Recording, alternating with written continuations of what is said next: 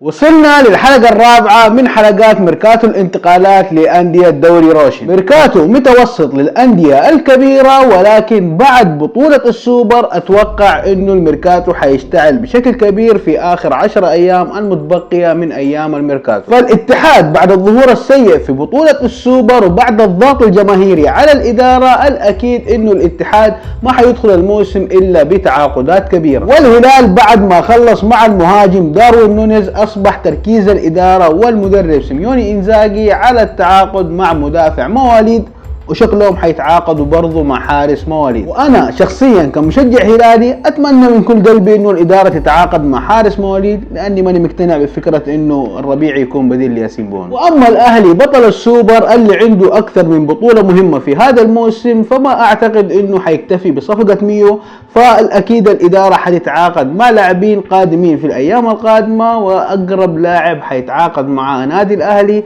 حسب الاخبار المتداوله هو لاعب جناح برازيلي يلعب في نادي فلامينغو. ان صحت الاخبار ان الاهلي قاعد يتفاوض او يتعاقد مع هذا اللاعب، فانا اشوف انه هذه الخطوه فيها مجازفة، لأنه هذا اللاعب طوال مسيرته الممتدة ل4 أو 5 مواسم ما قدر يساهم غير في 7 أهداف في جميع البطولات اللي شارك فيها، سجل 6 أهداف وصنع هدف واحد فقط. فبناء على إيش الإدارة أو المدرب قرروا إنهم يتعاقدوا مع هذا اللاعب؟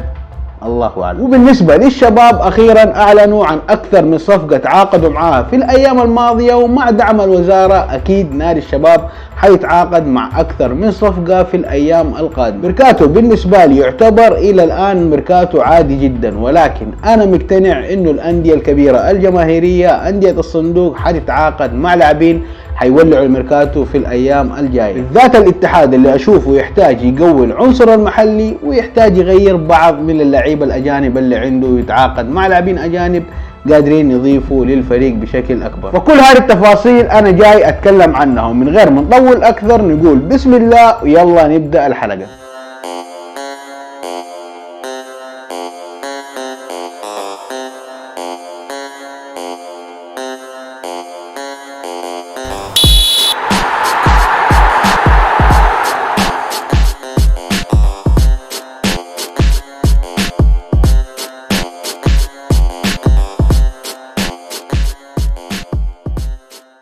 المشجع بشكل عام في كرة القدم يزعل على خسارة فريقه في أي بطولة ممكن يخسرها فريقه، وهذا حال المشجع الاتحادي بعد خسارة فريقه من نادي النصر في بطولة السوبر. ولكن أحلى خسارة ممكن يخسرها أي فريق في كرة القدم هي الخسارة اللي مثل هذه اللي تيجي في بداية الموسم ويكون باب الميركاتو ما زال مفتوح، منها تستكشف المشاكل اللي عانى منها الفريق في بطولة السوبر واللي حيعاني منها في طوال الموسم إذا الإدارة ما اشتغلت، ومنها يكون عندك فرصة وعندك مجال انك تغير بعض اللعيبة الموجودين عشان ترفع من جودة الفريق. فالفرصة عند إدارة نادي الاتحاد ما زالت متاحة الى الان. فالإدارة اذا تبغى فريق عنده استدامة على المنافسة وفريق قادر انه في كل موسم يحقق بطولة، لازم الإدارة تعمل على تحسين جودة الفريق وتغير بعض اللاعبين اللي نوعا ما عندهم مشاكل على مستوى السن، اللعيبة اللي تجاوزوا اعمارهم ال 32 سنة،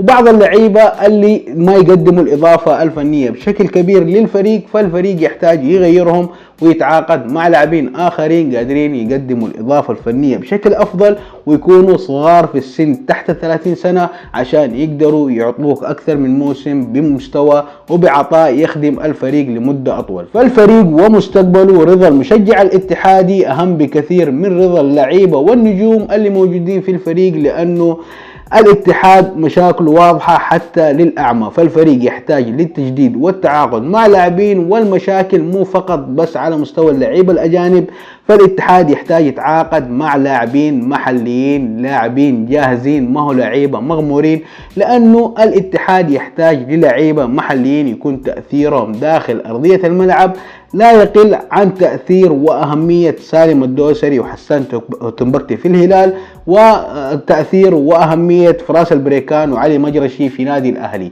عناصر الاتحاد المحلية لو استثنينا أحمد شراحيلي، مع كامل احترامي لكل اللعيبة المحليين في نادي الاتحاد، ما في لاعب يعطيني نفس التأثير والإحساس اللي أنا أحسه مع سالم الدوسري وحسان تنبكتي بالتأثير الفني داخل أرضية الملعب. ليش؟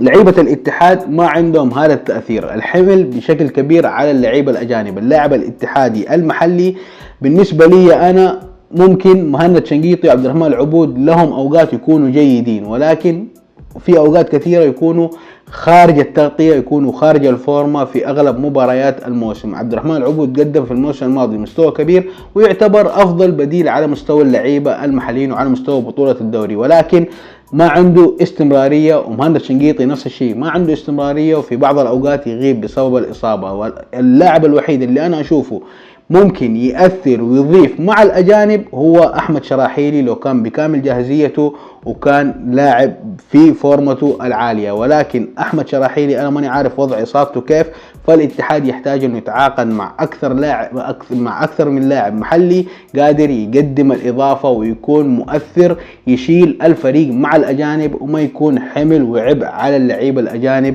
فالاتحاد باللي أنا أشوفه الحمل الأكبر على اللعيبة الأجانب، واللعيبة المحليين كلهم لعيبة مغمورين، ولاعيبة اللي تعاقدوا معاهم أنا أقصد ما لهم أي قيمة فنية ممكن يضيفوها للفريق. فإدارة الاتحاد الآن مخيرة بين أمرين في الأيام المتبقية من الميركاتو، إما إنها تتعاقد مع لاعبين قادرين يقدموا الإضافة للفريق في هذا الموسم عشان يكون عنده استدامة على المنافسة ويقدر ينافس الأندية القوية اللي تنافسوا على البطولات، او انه يستقر على الاسماء اللي موجودة واللي حتغضب الجماهير، وحيكون موسم الاتحاد احتمال كبير يكون موسم سيء وما حيقدر يحقق اي بطولة ولا حيقدر ينافس، خصوصا انه الاندية الاخرى قاعدة تتعاقد مع صفقات كبيرة. فالادارة الان بيدها تحدد مصير الاتحاد، اما التعاقد او انه موسم 2024 الكارثي حيتكرر في هذا الموسم. وندخل بالانتقالات ونبدأ بنادي نيوم. فنادي نيوم الله يسعدهم ويوفقهم ويحقق أمانيهم، اتعاقدوا مع اللاعب خليفة الدوسري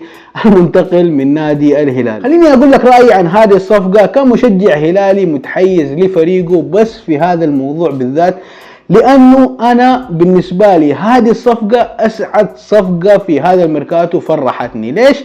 لأنه بانتقال خليفة لنادي نيوم أنا الآن ارتحت من اللعيبة اللي يجوا في يوم التتويج ويقعدوا يرقصوا ويفرحوا عند الجماهير. أنا بالنسبة لي تعبت من هذول اللعيبة، فأسعد خبر بالنسبة لي إنه يخرج خليفة الدوسري، وفي كم لاعب برضو إن شاء الله يلحقوه وينتقلوا لأندية ثانية. لأنه أنا بكل بساطة كمشجع هلالي ينتمي لفريقه يبغى فريقه الدوم في المنصات، أنا أبغى أشوف لعيبة عندهم طموح، يبغوا ينافسوا على مراكزهم، يبغوا يثبتوا أنفسهم، لعيبة يبحثوا عن الفرصة ولما ياخذوا الفرصة يثبتوا أنفسهم. خليفة ما كان واحد من هذول اللاعبين، لذلك أنا بالنسبة لي خروج خليفة من نادي الهلال بالنسبة لي عيد، وخروج بعض اللاعبين المتبقين في نادي الهلال واللي كانوا ثقيلين دم بالنسبة لجمهور نادي الهلال أتمنى خروجهم في أقرب وقت ممكن. وأما نادي النجمة فأتعاقدوا مع 4 لاعبين في الأيام الماضية، فأتعاقدوا مع عبد الإله الشمري المنتقل من نادي أبها،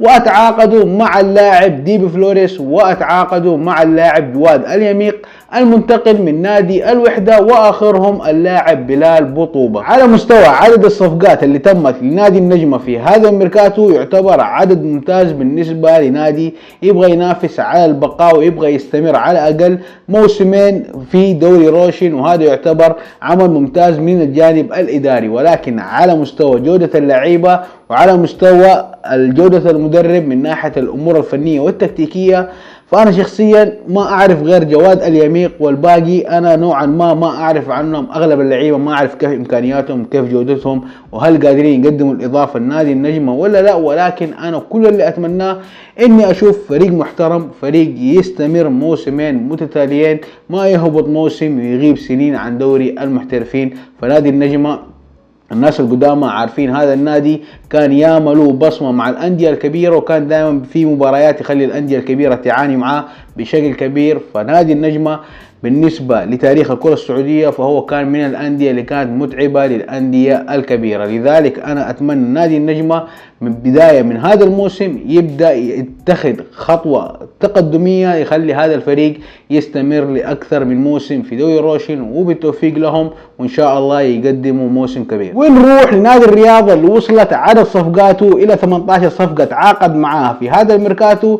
ففي الأيام الماضية تعاقد مع 5 لاعبين، فاللعيبة اللي تعاقد معهم عمار الهرفي واللاعب محمد السعيد وخالد الأصبحي كصفقات محلية. تعاقدوا أيضا مع لاعبين أجانب، السنغالي مامادو سيلا والعاجي اللاعب إسماعيل سورو، اللاعب اللي لعب آخر موسم له مع نادي بيتار القدس اللي يلعب في الدوري.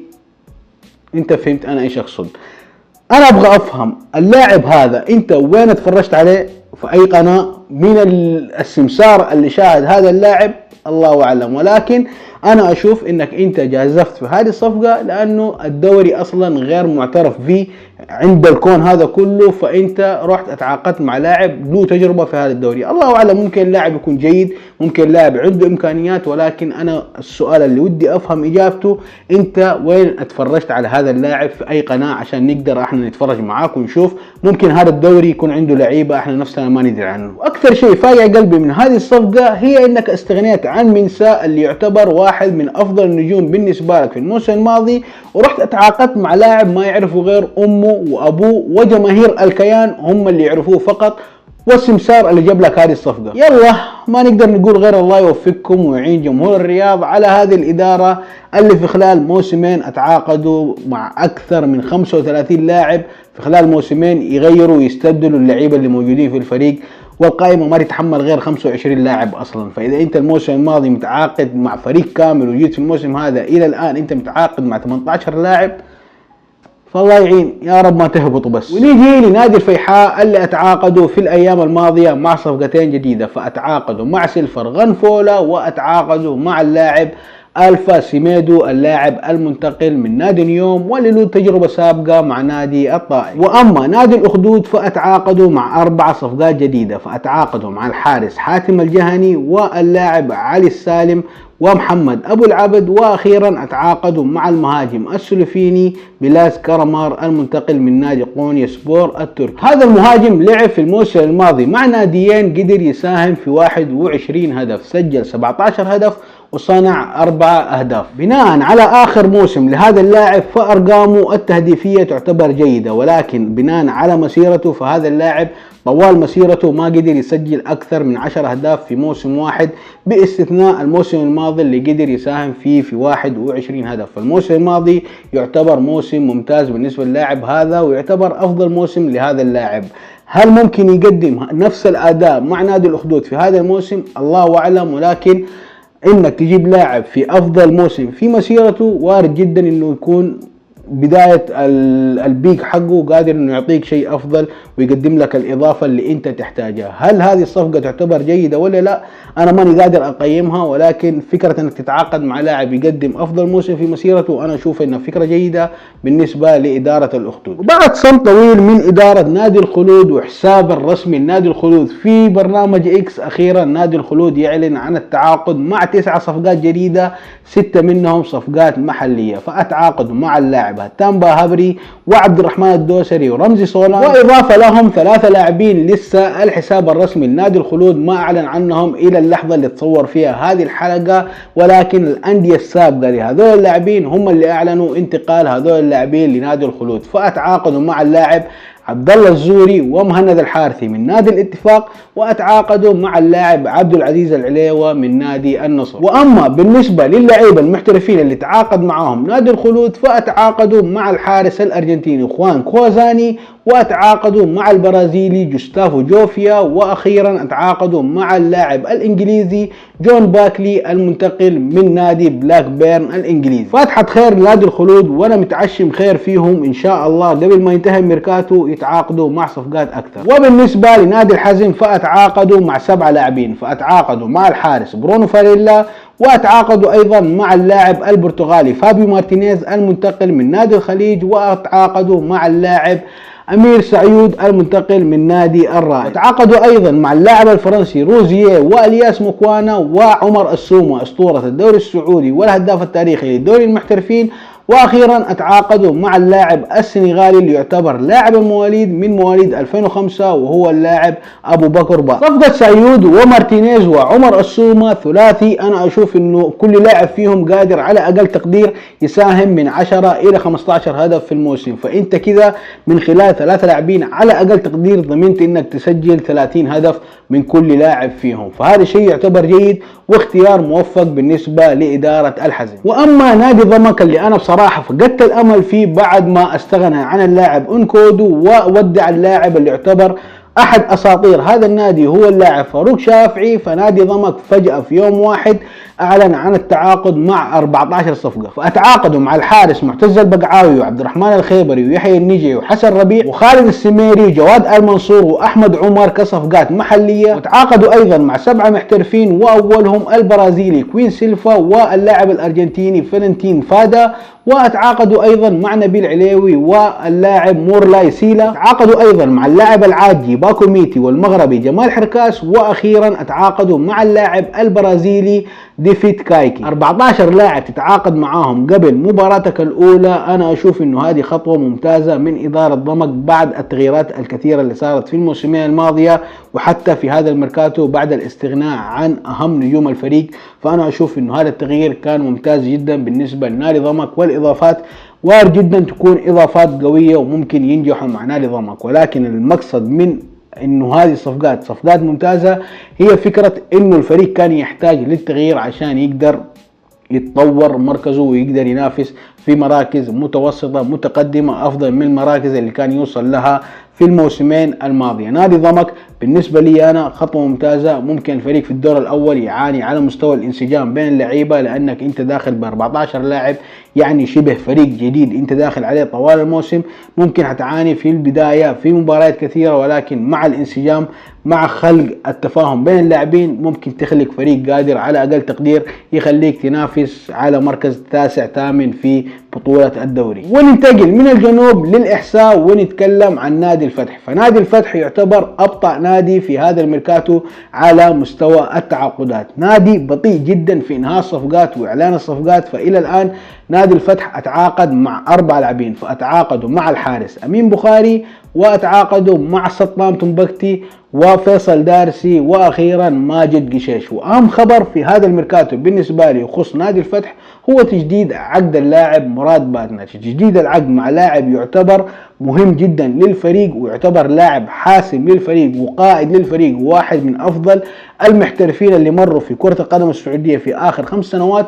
أنا أشوفه قرار ممتاز، وكنت حأستغرب لو في نادي اتعاقد مع مراد باتنا. حاسأل نفسي كيف قدرت إدارة الفتح تستغني عن هذا اللاعب في حال لو انتقل مراد باتنا لأي نادي. لذلك أنا أشوف قرار تجديد عقد اللاعب مراد باتنا أنا أشوف إنه قرار ممتاز من إدارة الفتح، وأتمنى لاعب مثل هذا إنه يستمر في دورينا حتى لو جاء في يوم من الأيام وانتقل من الفتح أتمنى ينتقل لنادي داخل الدوري لأنه لاعب ممتع بصراحة. وفكرة التجديد يعتبر قرار ممتاز من إدارة الفتح، وإن شاء الله يتوفق معاهم في هذا الموسم ويقدم موسم تاريخي واستثنائي مثل ما عودنا في السنوات الماضية. طيب نيجي لعريس الحلقة وهو نادي الشباب. نادي الشباب أول شيء في هذا الميركاتو أفضل قرار اتخذته الإدارة هو في تجديد عقد اللاعب حسين الصبياني إلى عام 2029. وحسين الصبياني بالنسبة لي أنا من وجهة نظري أشوفه أبرز وأفضل لاعب محلي موجود في الشباب، فالمحافظة عليه يعتبر أمر ممتاز. وبالنسبة للصفقات فنادي الشباب اتعاقدوا مع 6 لاعبين محليين 2 منهم حراس، فأتعاقدوا مع الحارس عبد العزيز العويضي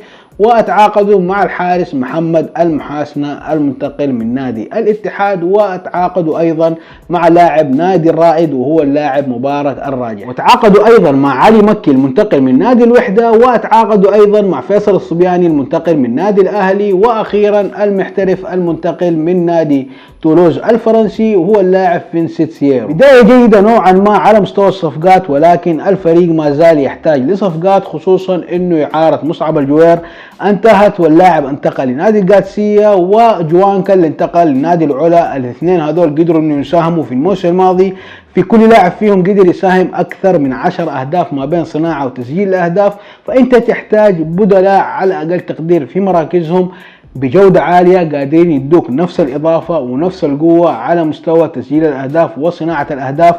أنا ماني عارف إيش توجهات الإدارة ومن التعاقدات اللي جاية، وفي أخبار إنه الإدارة تعاقدت مع اللاعب همام الهمامي اللي كان في الموسم الماضي يلعب مع نادي الأخدود، واللاعب اللي يعتبر لاعب اتحادي، وفي اخبار انه اداره نادي الشباب تعاقدت معاه، ولكن الى الان الحساب الرسمي لنادي الشباب ما اعلن بشكل رسمي، ولكن كل المصادر الشبابيه تقولوا انه تعاقدوا مع اللاعب همام الهمامي. فاذا فعلا الشباب تعاقدوا مع هذا اللاعب فهو اضافه قويه على مستوى الصفقات المحليه، ولاعب قدم موسم كبير في الموسم الماضي، وارد جدا انه ينجح مع نادي الشباب، لانه نادي الشباب في الوقت الحالي وفي السنوات الأخيرة يعرف كيف ياخذ اللعيبة المحليين ويطورهم بشكل مميز جدا. وشفنا كيف مصعب الجوير وماجد كيمبا ومحمد الثاني كيف قدموا مستويات كبيرة مع نادي الشباب.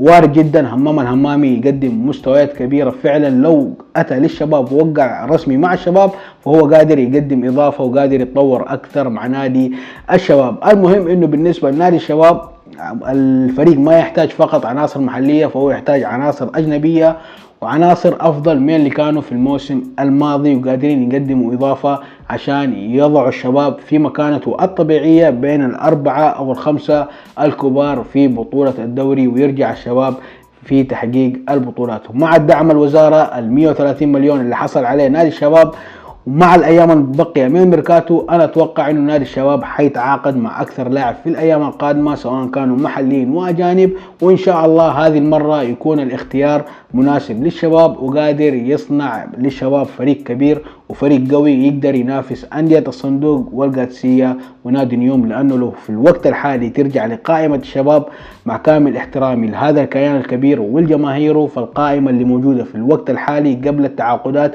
القادمه بصراحة هي قائمة مستحيل انها تقدر تنافس حتى نادي التعاون او نادي نيوم النادي الصاعد. فبالتوفيق لنادي الشباب، وان شاء الله الشباب يرجع للوضع اللي احنا تعودنا عليه كفريق منافس، كفريق قوي يناطح الاندية الكبيرة اللي بحجمه ويناطح الاندية الاسيوية، وان شاء الله يعود مثل ما كان ويحقق البطولات ويكون منافس قوي عشان يقدر يحلي المنافسة بشكل اكبر واكبر. والى هنا انا وصلت لنهاية الحلقة. يا ريت تشاركوني ارائكم في التعليقات، ويا ريت اللي مو مشترك في القناة يشترك في القناة ويفعل زر التنبيهات عشان يوصل لكل جديد، ويسوي لايك المقطع وشير المقطع عشان يوصل لأكبر عدد ممكن. وقبل ما أنهي يا ريت إنكم تدعموني باشتراكاتكم ولايكاتكم لأنه فعلا أنا أحتاجها، ويا ريت تتفاعلوا معايا في التعليقات لأنه هذا الشيء يفرق معايا في اليوتيوب. ونشوفكم على خير في حلقات جديدة. سلام عليكم.